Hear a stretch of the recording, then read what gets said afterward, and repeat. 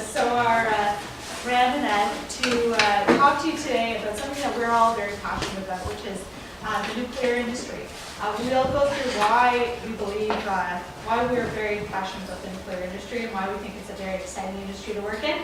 But first we'll introduce ourselves. I'm Lauren Corcoran. I'm the NAYGN Durham Vice President.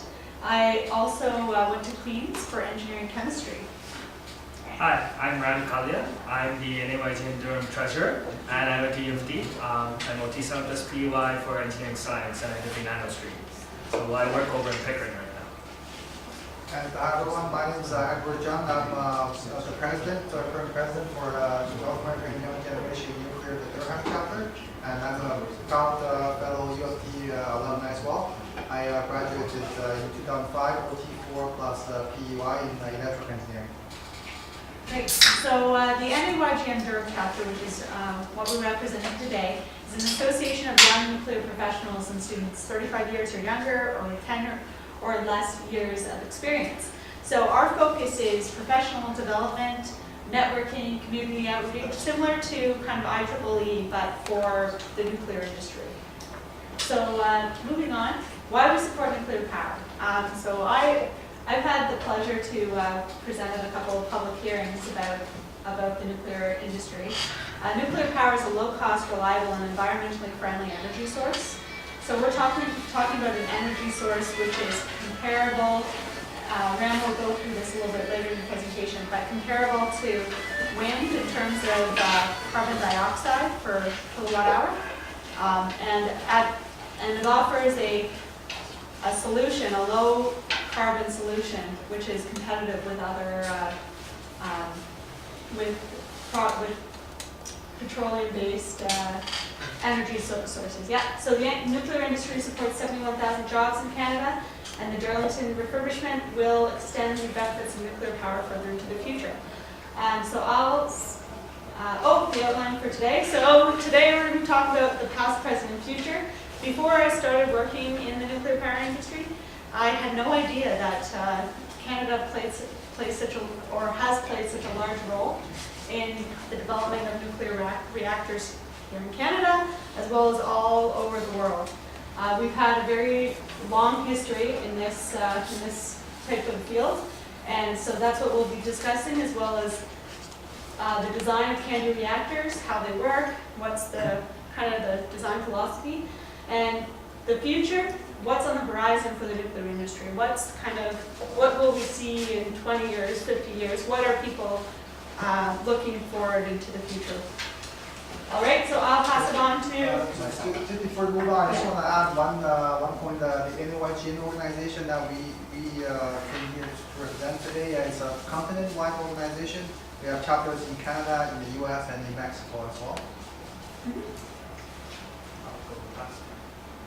Okay, so and I'll hand it along to Ram to take us to the past of nuclear power. Okay, thank you, Lauren. Hi, everyone. So I'm going to be talking to you about the evolution of nuclear from its first inception into where we are today, and then I'll pass it on to Edward to talk about our current status. So, nuclear power.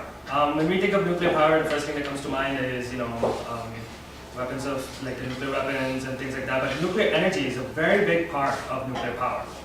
So nuclear power consists basically of using nuclear processes to generate electricity. That's the simplest way to put that.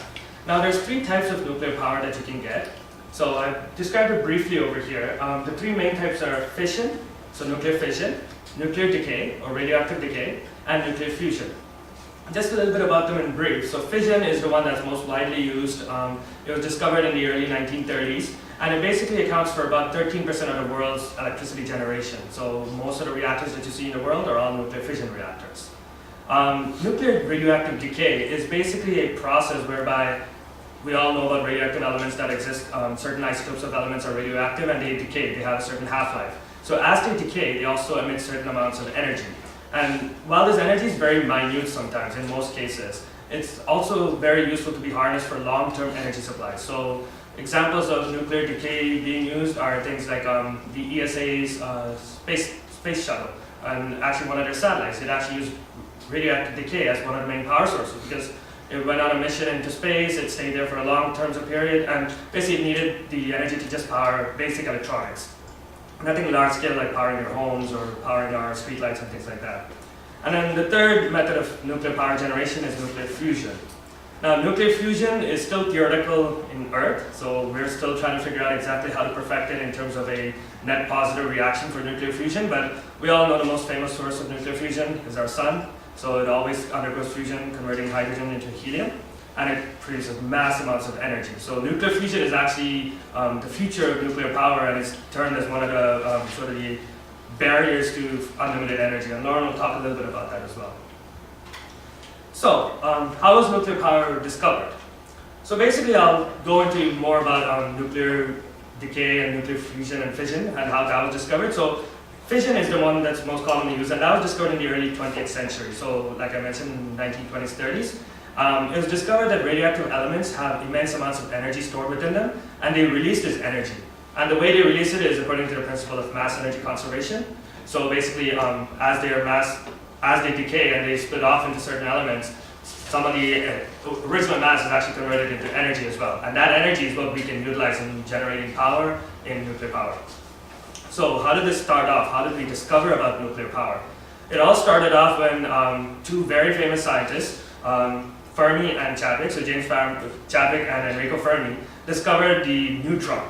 So Fermi was the one who discovered the existence of the neutron, and they actually discovered that if you bombard certain elements with a neutron, it actually helps in breaking up that element into further elements. So this is where the actual process of nuclear fission was discovered. So I've given a small representation of what fission involves. So basically what it is you basically fire a very charged particle, neutrally charged particle, a neutron, into a target nucleus. So nucleus, like we all know from chemistry, is made up of protons, electrons, and neutrons. So when the neutron strikes the nucleus, it undergoes a process called nuclear fission. And basically the nucleus, the element, splits off. And it splits off into certain products, byproducts, called fission products, but also into energy, as well as other neutrons. So this is how this whole process of nuclear power came into play. So one neutron striking a radioactive element could actually cause fission products, energy which we can use, and also further neutrons, so we can maintain that chain reaction. Because just firing one neutron and having energy won't really help us, because then we'd have to have a constant particle generator firing at that. So that would actually eat up most of the energy and wouldn't actually be electrically efficient. So just some of the history into the development of nuclear power. After World War II, that's when nuclear power really gained its momentum, and it started being used for electricity generation. So the very first reactor to generate electricity using this process that I mentioned, nuclear fission, where you fire a neutron and you have that chain reaction that can be maintained, where subsequent neutrons strike elements. The very first one was in the US, in Idaho. It was the EBR-1, or Experimental Breeder Reactor. And it was inaugurated on December 20th, 1951. So you can see the history of nuclear power. It's been there since 1951. Okay, anyways, I'll just go off the PowerPoint here. So that was the very first reactor to generate electricity. The next reactor to actually power the grid. So it generated electricity, but then it didn't actually get connected into our grid. The grid is what we all use. You see all the high transmission lines, high voltage transmission lines. So the very first reactor to power the grid was in Russia, or former Russia, the USSR, and it was commissioned on June 27, 1954. And it was called, pardon my pronunciation here, but Obninsk Nuclear Power Plant. And that was the very first instance where it was commercially found that we could actually generate electricity and feed it to the grid to power our homes, etc., things like that, using nuclear power. And then that was a very small scale, just the experimental one. And then the first large-scale commercial industrial reactor was in England, commissioned in England on August 27, 1956, called Calder Hall Nuclear Power Plant. So that was in the 50s. But since the 50s, nuclear power has grown steadily. We've seen a huge increase in nuclear power, and the applications have varied a lot. So you've seen applications in terms of naval vessels, so submarines. There's a lot of submarines that are powered by nuclear reactors, so they actually use that electricity to power the systems of the submarines, and as well as aircraft carriers in recent years. So how did this development occur? Basically, in the 1960s, there was about 1 gigawatt of nuclear power being produced to actually feed into the grid. That grew dramatically into 300 gigawatts by the 1980s. So in the 60s to 80s, that's when the nuclear sort of the renaissance happened. That's when nuclear power is really being developed. In the 70s and 80s, just to give you sort of a picture of the magnitude of that. But 150 gigawatts was in construction. So out of the 300 gigawatts that we ended up in 1980s, about 50% or more of that was in construction in the 1970s and 80s. Now, you might ask, okay, has that trend been maintained in recent years? And Lauren and Edward will talk about that a little bit, but basically in recent years, due to falling fossil prices, so we've discovered more fossil fuels and we've perfected our techniques on processing them. So they've actually impacted nuclear power in the sense that they've affected the economic price of nuclear power. So one of the issues with nuclear power is that it is very extensive in upfront costs. But then over the lifetime of nuclear power, it is one of the most efficient powers, and Edward will allude to that a little bit. So these sort of economic issues and economic costs actually caused nuclear power to sort of not decline, but the construction slowed down a little bit in the 70s and 80s and 90s. So that's why today, if you see around the world, you won't see a lot of nuclear reactors being commissioned, but slowly it's starting to pick up speed again because people are realizing the long-term benefits and economic benefits of nuclear power. So just a quick pictorial representation of how nuclear power is being constructed. So this is actually the increase in nuclear power capacity and generation from 1977 to 2006. You can see in the 80s, late 80s, there was a lot of capacity being generated. And then towards the 90s and 2000s, you can see there was actually a little bit of a decline in new capacity being generated. But you can still see generation was still trending up. That's the line graph over there. So that's pinpointing generation. So capacity, even though new capacity dropped, generation was still trending up. So reactors that were already in construction were being brought online. And you can see that overall the world electricity mix was being offset a lot by nuclear.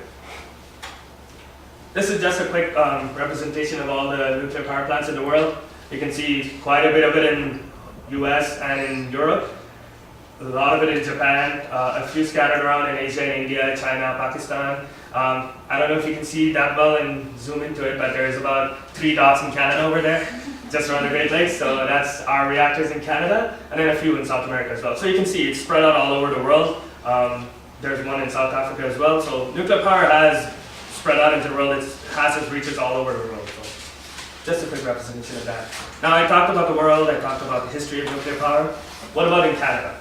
So in Canada, we actually developed our own nuclear technology. So I'll talk a little bit about the other types of nuclear technology when I go into more details on this, but basically Canadians developed our own technology, which was the CANDU reactor.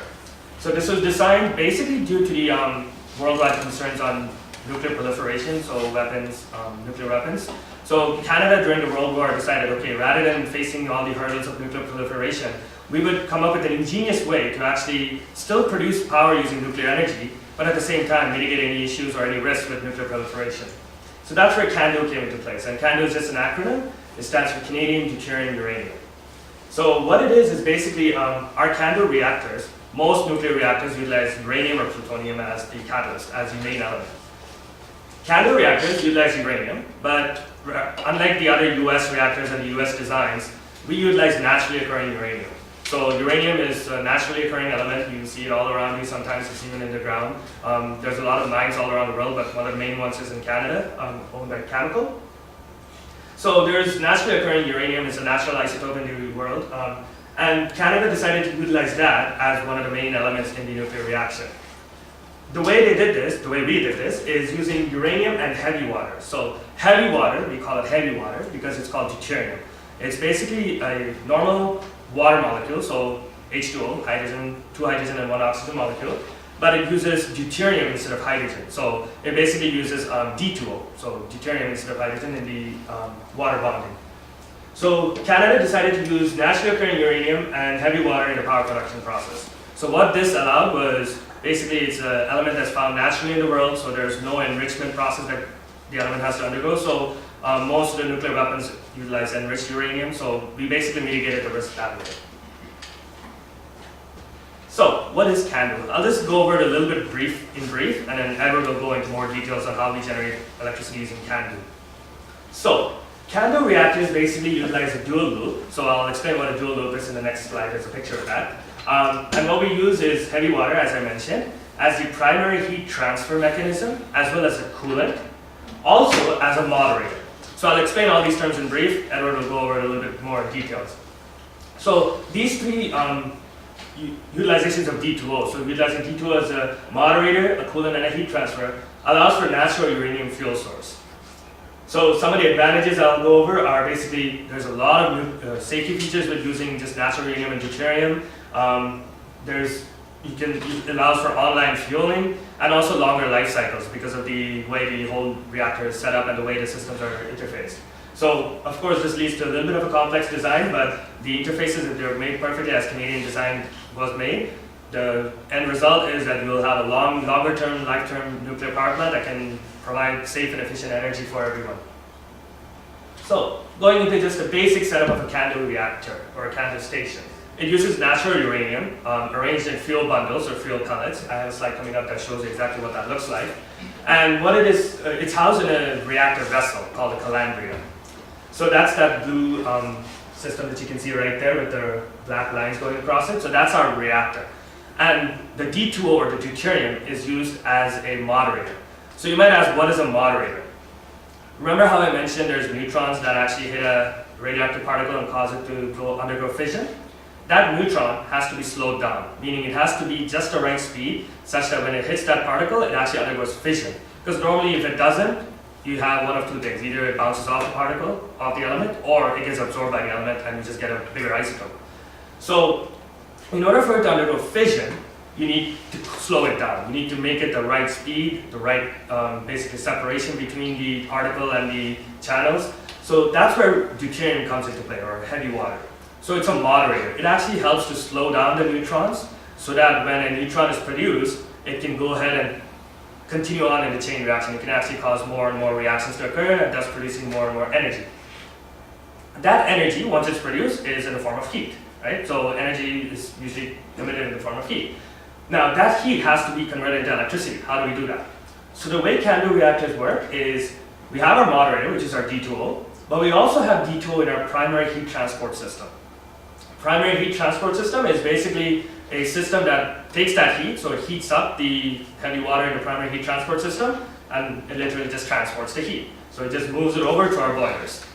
Now our boilers are where the light water comes into play, or normal water comes into play. So the heat from the primary heat transport coolant, or the actual D2O water that's transferring the heat, gets transferred onto the light water. Light water boils, and when the light water boils, it produces steam. Steam is then fed into our steam turbines, spins the turbine. That turbine is connected to a generator. The generator produces electricity, it's sent out into the grid, and it powers our homes, our lights, everything. Just a couple of points to note. You might have noticed I said the light water boils. Why not the D2O? Why isn't that boiling? The main reason is it's maintained under such a high pressure and it's enclosed in a volume that it doesn't have the opportunity to boil. We all know PV equals nRT, the famous formula. So it's actually contained in that enclosure, so it actually doesn't have the opportunity to boil. Some of the other features, there's safety systems, shutdown systems. Edward will go over those. So there's a lot of terminology here. So the coolant, heavy or light water. So normally in CANDU reactors in Canada, we use heavy water for the coolant. So the D2O, not only does it actually transfer the heat, but it also helps to cool down the reactor, because nuclear process, once it undergoes a chain reaction, is a very, very hot process. So it generates a lot of heat. And that heat is still being produced when the reactor is shut down. So there's something called decay heat as well. So that coolant actually helps to cool down the reactor, preventing like any melting of the fuel sources, things like that. Moderator, I explained about that. Uranium in our fuel bundles, I explained about that. Condenser, so the condenser, basically all that does is, it basically just, once the steam goes through the turbines, it just cools the steam back down into water, so it can actually go back into the cycle, be boiled again. It's basically just like a loop, right? So that's what the condenser does. It basically cools down that steam into water, regular light water, so that we can actually go into our process. Transformers, we all know about that from our CE courses, so basically just converts the electricity and steps it up. So any questions on CANDU? I know I went over a lot of technical details here. Edward will go into a little bit more detail on that. If heavy water or light water is used as a coolant, how do you like switch it out? So that's the thing. So heavy water, you actually don't need to switch it out, because it's when it actually goes through our boiler, it actually transfers the heat over to the light water, so it cools down in the boilers, and then when it comes back down into the reactor, it gets heated up again. So it's just like a continuous loop on that. It's sort of like two heat exchangers. Yeah. You've got this generating heat, and it's passes through here and then goes around like this. So this is so it acts as a heating coil, and as the steam As the steam boils, this reduces in temperature, and then you're repeating the cycle over and over. It's the same philosophy as the car radiators. It's the same thing. So the radiators, they just take the engine heat and just cool it down, right, using water. So it's the same thing, using the radiator coolant. Exact same philosophy. Any more questions on this? So when you want to service the steam turbine, you basically you want to say you want to open it up and then change some parts or whatever. And I think you need to check for radiation or something, right? Or no? So in these, you're talking about the boilers, right? The one where the light water the runs? steam turbine. Right? Oh, the turbine, no. Yeah. Because the light water is not radioactive, right? Because all the radioactivity is contained within the heavy water. Mhm. So the heavy water is the one that has all the radioactive, it goes through the reactor and goes through that. So that's one of the advantages of CANDU systems is everything is contained in there. So once the heat is, only the heat is transferred to the light water, right? So when the light water goes through the turbines, it's not radioactive at all. Oh. It's just regular light water. Thanks. In terms of this diagram here, so like, how would other nuclear reactors differ from this design? Okay, Differ from so some of the other designs, I know a little bit of them, maybe Lauren can help me out on this, but there's PWR, so pressurized water reactors, boiling water reactors. So most of the other reactor designs come from the US or from Russia, and most of them use light water. So you know how I mentioned the neutrons need to be slowed down? So heavy water actually acts as a moderator, but light water actually absorbs neutrons. So that's why when you have those other reactors that use light water, regular water, without heavy water, as a coolant, it actually absorbs the neutrons. So the only way to make sure that the neutrons undergo fission when they strike the uranium is to enrich the uranium. So when you enrich the uranium, it actually helps along with the fission process, so that even if it's a fast neutron, it can still undergo that chain reaction. Whereas, so the light water actually acts as a sort of like a damping effect. Here, our heavy water actually helps to maintain the reaction by slowing down the neutrons. In those other designs, the light water helps to slow down the reaction. Whereas if you lost the light water, that reaction would just take off and you have like a huge power output, right? So that's why some of the inherent safety designs in CANDU is that if we lose our coolant or our moderator, the reaction actually shuts down. Like we lose our reaction. Whereas in those other systems, if you lose the light water, it sort of takes off. Speeds up. You mentioned boiling water reactor, Yeah. and so that's similar to what you mentioned. So that's a once through. So it's kind of like a PWR, except the steam is generated Directly in the vessel directly itself. from the reactor, and then that's sent to the steam turbine. And in those cases, there's a period of time where the steam turbine is radioactive, but it's short-lived isotopes most of the time. So it's oxygen and nitrogen. So over a period of time, you have to wait, and then you have to go in and then do the maintenance. So that would be an example of something that. So CANDU reactors actually help in that, in the sense that we can actually have our conventional set, as we call it, so our turbines, things that are non-radioactive, non-reactor related, be serviced, even though it's not, like it's in a reactor, in a nuclear vessel. So, yeah. If there's a loss of a heavy water moderator, you said the reaction instantly shuts down. Is it enough to guarantee that the core won't melt because it's too hot? So if we lose the moderator, maybe Lauren can help me out on this, but we still have our primary heat, our coolant system, right? So that's that enclosed system. So that'll still make sure that we still have some heat draw or heat dissipation. But if our moderator loses, we have our moderator shut down all the time. We have drains in some of the CANDU designs. So we can actually take out the moderator and do servicing on a moderator system, and it won't actually, the reaction won't run off. Like So it is very important though to always keep the fuel cool. That's a key concept with nuclear power. Nuclear power it's repeated to us that it's especially unique. We have a power source that doesn't have an off switch, so there's decay heat. So you must have not only one system for cooling, but several systems for cooling and ensuring redundant cooling systems. So there's a lot of backup systems. So we have shutdown rods that actually help to neutralize the reaction. We have injection of certain products or certain chemicals that actually help to dissipate the reaction as well. So there are a lot of numerous safety features in CANDU designs. One of them is the moderator, and it acts as a coolant as well. So not only does it serve a moderating function, but it also acts as a coolant. So and then we have shutdown cooling loops. We have a lot of systems in there built into the safety systems. Any other questions on just the general CANDU overview? Okay. Oh, sorry. Go ahead. Is it what would be an upside of not using a CANDU reactor in a refined uranium reactor instead?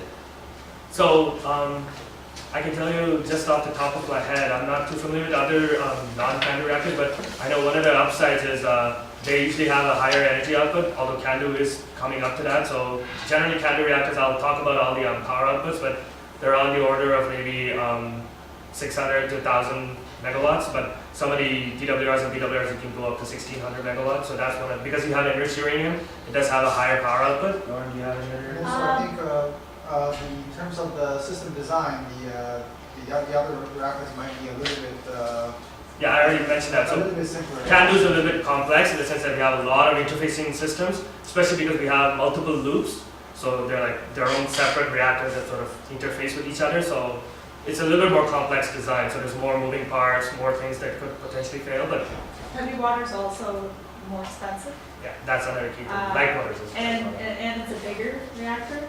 So those are all things that add to the cost. Anything else? Okay. So, speaking of CANDU, let's go over the evolution of CANDU. So how did we get to where we are today? So CANDU reactors basically went through 4 stages, I can say. Basically, the first stage was the prototype and the experiments, sort of just getting to know how CANDU works. So when Canada was first developing the CANDU system, just seeing if it's actually a viable source of energy production. Then the second stage, or the second generation, was the 500 to 600 megawatt electrical reactors. And these reactors, I call them CANDU 6, but there was actually, within the second stage, there's sort of a sub-stage within there, so you can call it 2A and 2B. So they actually went up to 600 megawatts for a reactor station. So a station could have multiple reactors, and then the CANDU 6 is actually where you can have an individual reactor of just 600 megawatts. So that's your second stage. Your third stage is your 900 megawatt electrical generation, or CANDU 9 as it's called, and it's a self-contained individual reactor. And then you have your generation 3+, which is your ACR 1000, advanced reactor design. So Lauren will touch on that as well in the end. So that's the future of CANDU reactors. So going over individual stages of CANDU reactors. So the prototypes and the experimental reactors. And this is just a few examples here. The first one was the ZEEP reactor. And I actually have the full form of it. I think it's Zero Energy Experimental, let's confirm that for you. Yeah. Zero Energy Experimental Pilot, that's what it's called. So short form is ZEEP. That was built in Chalk River, Ontario in 1945. That was the first instance of an experimental CANDU reactor, a prototype. Subsequent to that, there's been other reactors, NRX, NRU. These are also experimental reactors in Chalk River. NPD, or Nuclear Power Demonstration, in Ralston, Ontario. That was the first CANDU reactor to actually produce electricity, or to the grid. So that was the very first reactor where we actually supplied electricity to the grid, and it was about a 22 megawatt electrical reactor. So you can see, from a 22 megawatt reactor, we're now in 600, 900, or even the ACR 1000 can go beyond that as well. So we've grown a lot in terms of CANDU designs. Another one is Douglas Point in Kincardine, Ontario. That was a 200 megawatt electrical reactor. And the uniqueness of that was just that it had an oil-filled side panel window on the reactor face. So you can actually see what the reactor face looks like. And when I tell you what a reactor face looks like, you might just say, oh, okay, it's a reactor, big deal. But when I show you the next slide, you'll see actually why it's such a unique design, such a ingenious way of designing things that normally we wouldn't even consider this. So that's what a reactor face looks like. That's what I called the calandria earlier.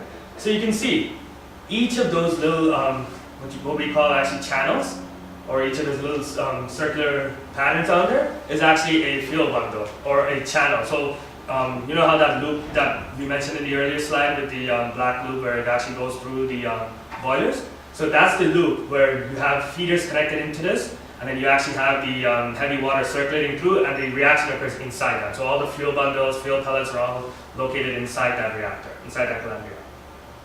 So you can see how sort of the magnitude of the scale of it, and this was actually, I believe this is Douglas Point's reactor face. So, moving on from our prototype or experimental reactors into the next generation, which is our CANDU 6 reactors. So this naturally just evolved from the experimental reactors in Douglas Point. We have 3 basic stations for our CANDU 6 reactors. And the first one is Pickering A and B. So Pickering A was commissioned first and Pickering B, but it's actually one entire station. So there's actually 8 reactors there. 6 operating, 2 are in safe storage condition right now. And each of those is about 600 megawatt electrical.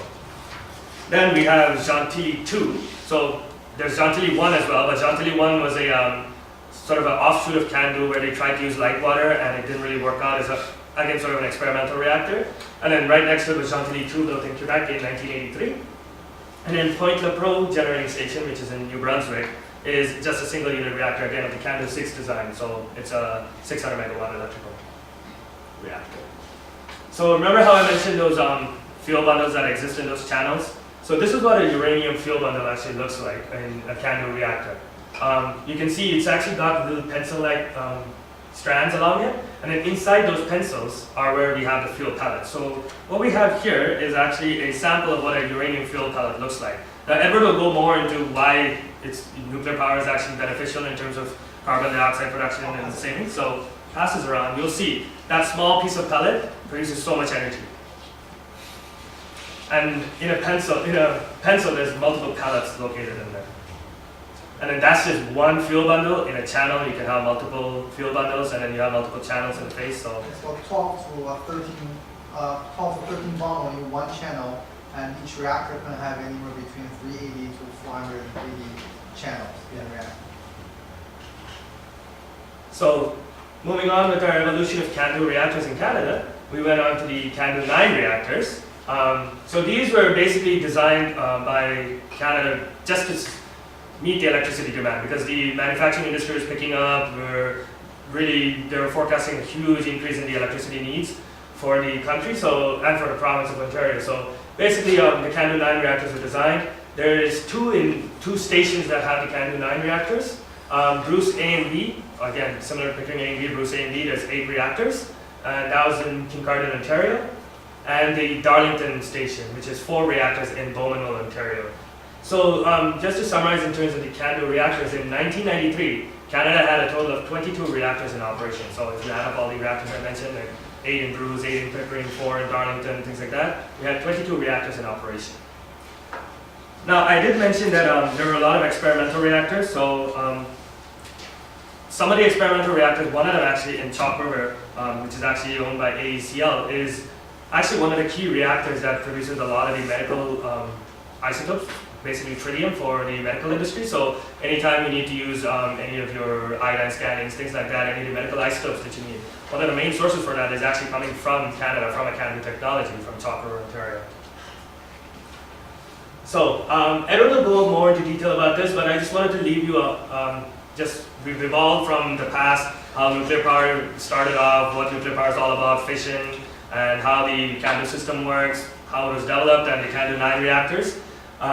Just to give you a sort of a touch on this, you can see this sort of the overall magnitude of nuclear power and how much of an impact it's had on the world. You can see there's 19 reactors right now in Canada for CANDU, and you can see all the other ones over the world. And there's other designs as well, like I mentioned, PWR, Lauren mentioned VWR as well. So overall in the world, there's 439 reactors in 31 countries. And some of the designs are the PWR, VWR, etc. So that basically leads me into this chart here. Just an overall overview of which countries in the world, sort of the world spectrum for nuclear power generation. This was taken in 2010. So you can see the majority of it is France. France is one of the main proponents for nuclear power. I think about 98 or 99% of their electricity generation comes from nuclear power. And you can see the spread, USA, and actually the width of the bar it says there is the indication of the amount of electricity in each country that's being generated.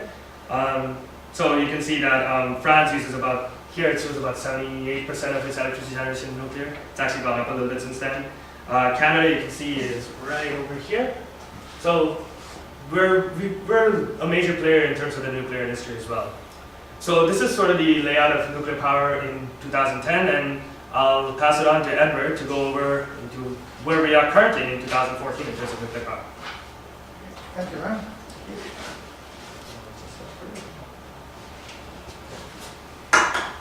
Okay, so what is the nuclear industry looking like today? So as Ryan mentioned, we have 439 nuclear reactors in the world right now in 31 different countries.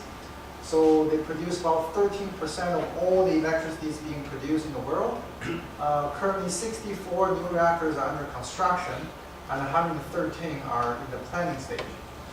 So nuclear is the most efficient power source by land area, which means how much land you need to occupy to produce the same amount of power. So a figure from research showed that if you want to generate all the electricity in the world by nuclear plants, it will occupy the size of, say, a country like Costa Rica. But if you wanna produce all the electricity from solar panels, you occupy a size of a country like Turkey. And for wind energy, it will actually cost more land area. It will be something like the country of Mongolia. So I did some research. Mongolia is the 18th largest country in the world. So that's for wind energy, if you want to generate everything by wind.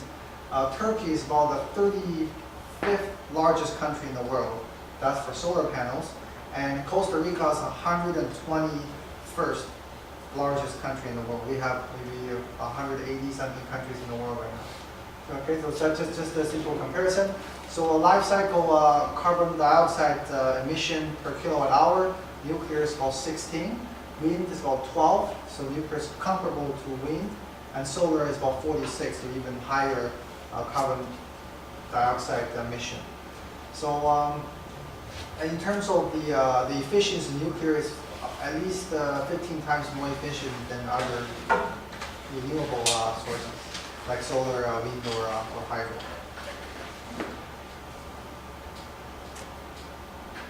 Okay, so for the CANDLE reactors, 31 running units in the world, 19 in Canada, Argentina, 1 Romania, 2 reactors, 4 in South Korea, 2 in China, 2 in India, and 1 in Pakistan. So Ram mentioned that before.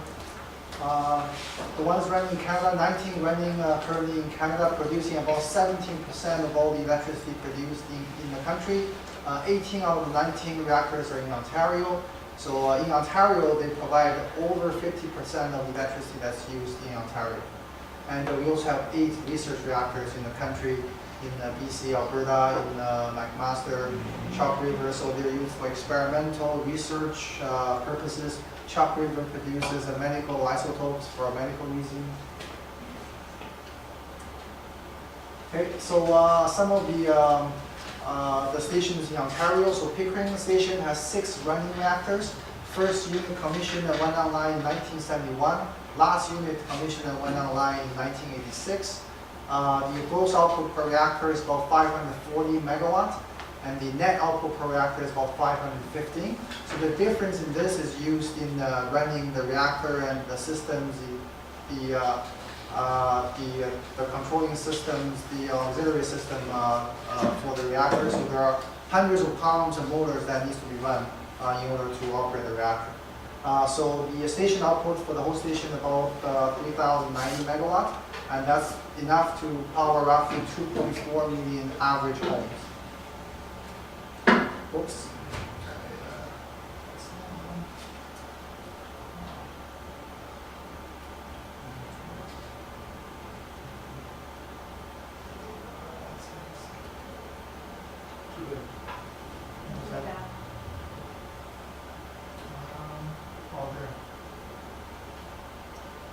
Oh, just present. Oh, don't go. Sorry about that.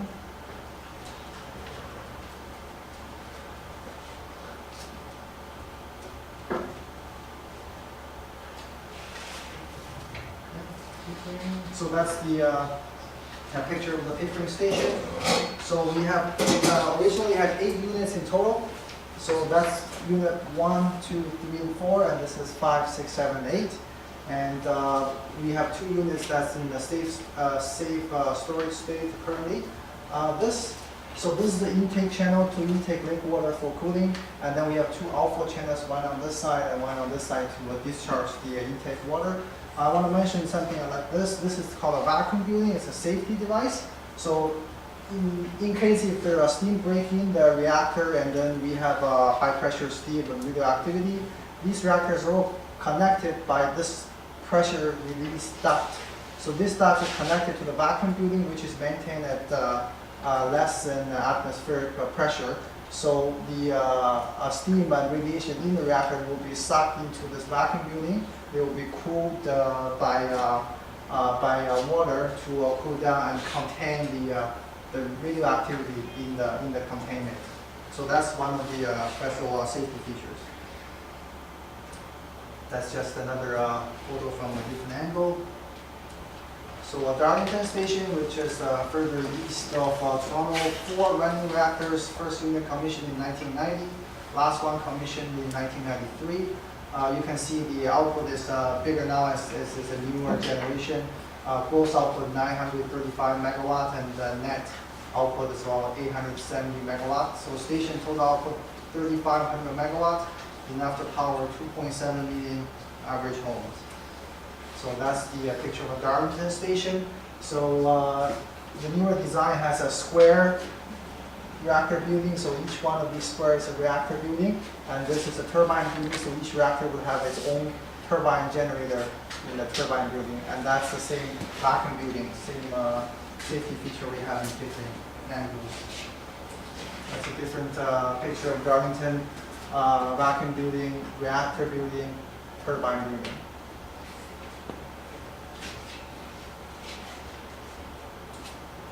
Okay, Bruce nuclear station, 8 running reactors. First one commissioned in 1976, last one commissioned in 1987. Gross output depends on the model, is somewhere between 800 to 870 megawatt. Net output between 750 to 825 megawatt. Currently, total station output is 6,270 megawatt. So that's enough to power 4.9 million homes. So that's a Bruce station. We have Bruce A and B. So similar design, reactor building, turbine building, the vacuum building, and same over there as well. Okay, Point of Pro in New Brunswick. That's a single reactor station, as Graham mentioned. Commissioned in 1983.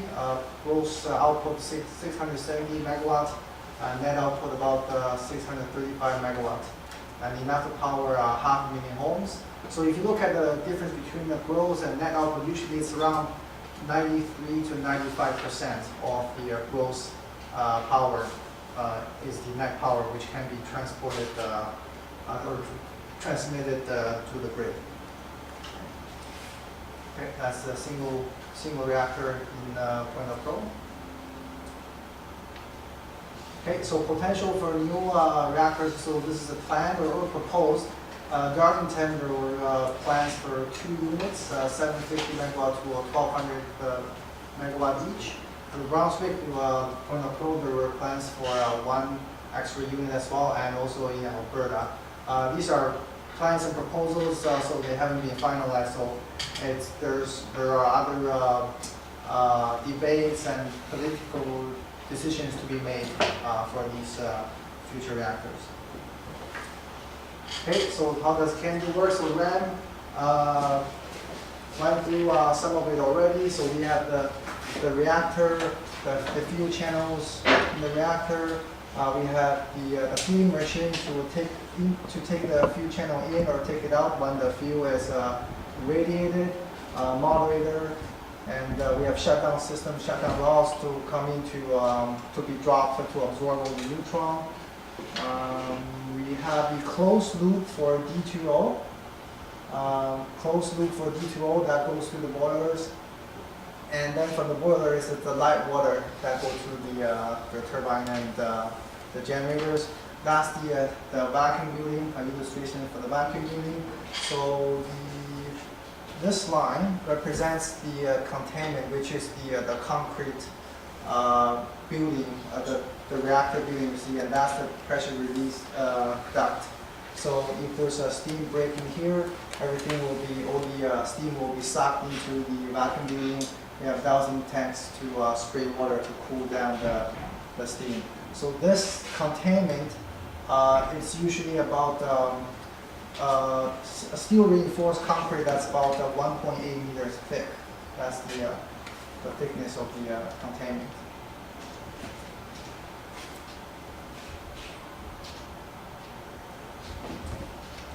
Okay, so some key facts. This is based on the Pickering reactor. So the reactor power of about 540 megawatt.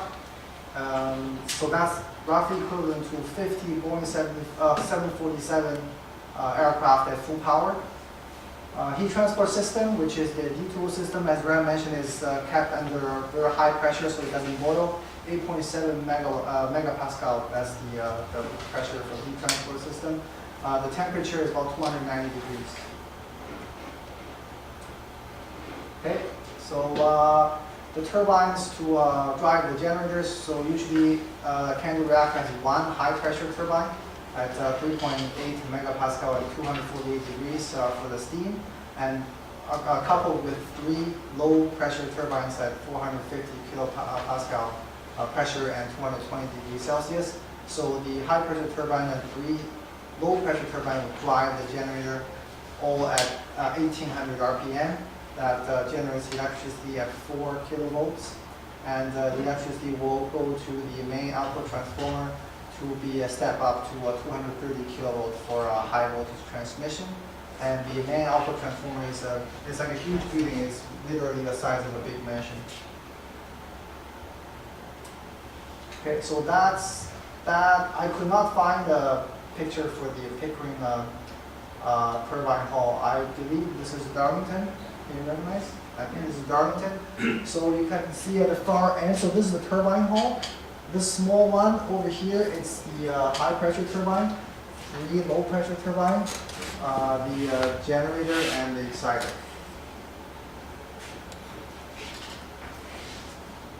Okay, so Ram already mentioned the reactor face.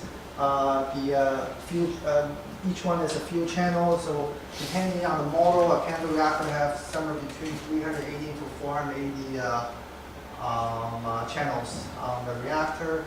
And you can see part of the fueling machine here. The fueling machine is a quite complicated piece of equipment. It's semi-automated. Okay, so that's a close-up picture of a fuel bundle. So each one of these tubes will contain several pieces of the pellets of uranium. So for CANDU, we can use almost natural uranium, which is, I think it's about 5% of uranium in the fuel. So some facts on the fuel. So 340, 400 channels per reactor. Each channel can hold 12 to 13 fuel bundles.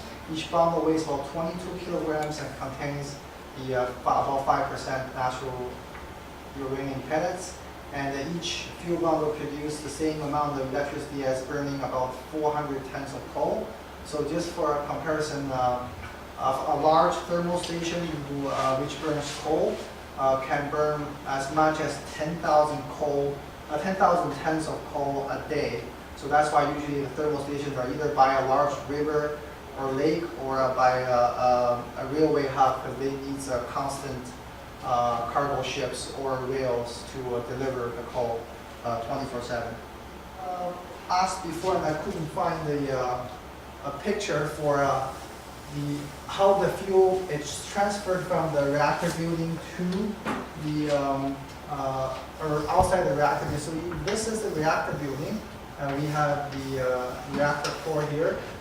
Fueling machines here to fuel the channels. The channels are in the reactor building. We have something called a weighted fuel bay, which is like a swimming pool with water, and there is a tunnel that connects the basement of the reactor building to the swimming pool. The fuel bundle will get taken out by the fueling machine out of the channel. It will be transferred through an elevator to this tunnel, and there's a conveyor cart that can take the fuel bundle all the way to the pool, and the fuel bundle will stay in the pool. So this is called the weighted fuel bay. So just for get a general sense of how much fuel is getting used, I once read an article that was saying that for all the reactors in Canada, all the fuel that was ever used in the reactors in Canada, if you put them all together, you can put all of them in the Olympic-sized pool. You can put everything in the Olympic-sized pool. Okay, so 3 key things that we consider to nuclear safety is called the 3 C's. So control, cool, and contain. So control of the reactor power using regulating systems and shutdown systems, which means we can control and reduce or increase reactor power. We can shut it down when it's required. Cool the reactor core and the fuel in the reactor with the heat transport system as coolant and other backup and redundant cooling methods. Containing the radioactivity with containing system, as I mentioned, the reactor building has a very thick concrete reinforced wall, and as well as the vacuum building has a safety feature. I think someone was asking about the up and downside of CANDU and other designs. So the upside for CANDU is it's a safer reactor to operate. Like Ren mentioned, if you lose the modulator, actually stop the chain reaction instead of speed up the chain reaction. And also the other feature is with the CANDU reactors, you can do online fueling of the reactor. All the other reactors in the world, you have to shut the reactor down to defuel the old fuel and input the new fuel. And sometimes that takes close to 6 months to refuel an entire reactor. Yes? How often do you need to refill the reactor? For CANDUs, usually we have to maintain a certain reactivity in the reactor. On average, I would say 1 or 2 channels, 1 or 2 channels per day or every 2 days. So the whole core gets changed out every, No, oh, you mean the Year. whole core? Every year. Yeah, maybe every year on average, yes. Yes. And the cool to the spent fuel, if there's an earthquake and the water leaks, then it's going to overheat and it's very dangerous. We have emergency backup water source as well, and we did the pool is seismically qualified. There are extra layers of protection outside, and also we calculated the pool. The pool out itself is actually a bit underground, so there are groundwater level as well. So if there's leaks, then the groundwater can seep in and help cool the spent fuel as well.